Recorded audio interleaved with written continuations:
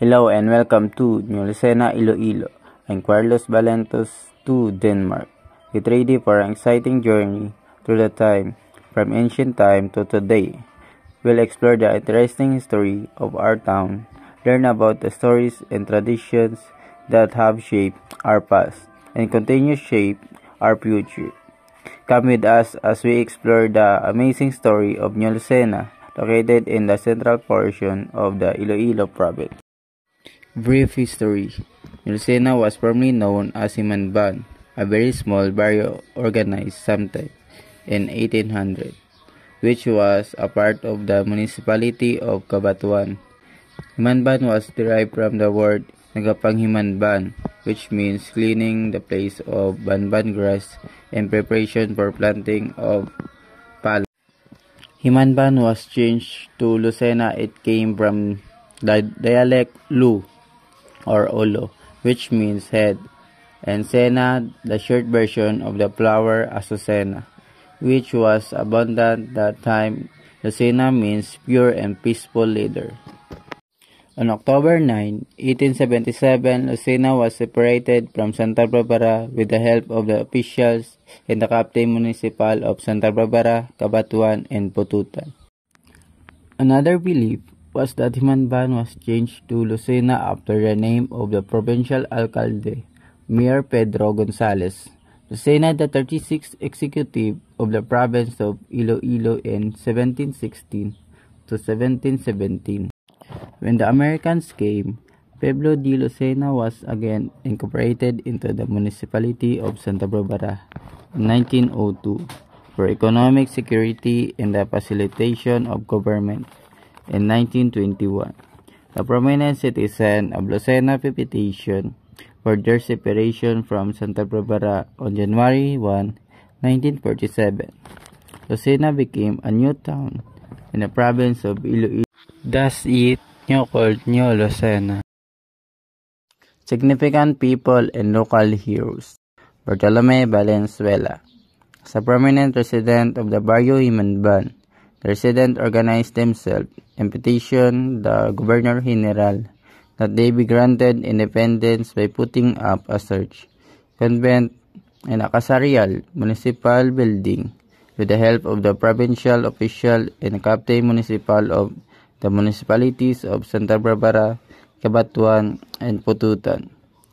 Lucena was separated from Santa Barbara on October 9, 1877. In accordance with the Direction General de Administración Civil, the first municipal official were elected and the first Captain Municipal was Bartolome Valenzuela, also known as Tan Abe, the grandfather of then Senator Tomas Confesor and Representative Patricio Confesor. General Martin Delgado, considered the greatest revolutionary in the Visayas. General Martin Delgado ignited the Spaniards when he assembled in Ilonggo Patriots. On November 17, 1898, General Martin Delgado proclaimed the Provisional Revolutionary Government of Visayas and Mindanao, and General Emilio Aguinaldo raised the Philippine flag. It was a momentous event that the Philippine flag was raised outside of Luzon. Geography. Lucena is a landlocked municipality in the coastal province of Iloilo. The municipality has a land area of 44.10 square kilometers or 17.03 square miles, which constitutes 0.88% of Iloilo total area. Its population, as determined by 2020 census, was 24,314.